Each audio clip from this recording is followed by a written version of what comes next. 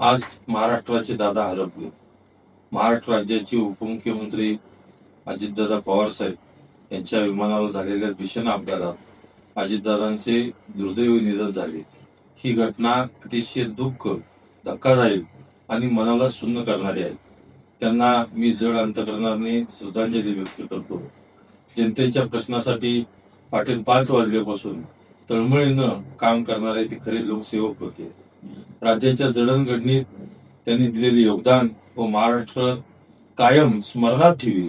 दादांचं अकाली जाणं हे त्यांच्या कुटुंबासाठी आणि संपूर्ण महाराष्ट्रासाठी आम्हा सर्वांनाच एक धक्कादायक आहे.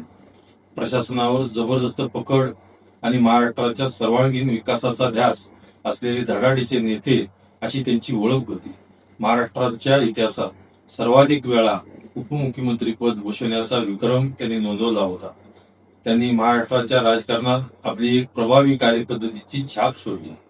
त्यांच्या निर्णयाने महाराष्ट्राने एक कणखर, शिस्तबद्ध, वक्तशीर आणि कार्यतत्पर नेतृत्व गमावले आहे. ही पोकळी कधी भरून निघणारी नाही.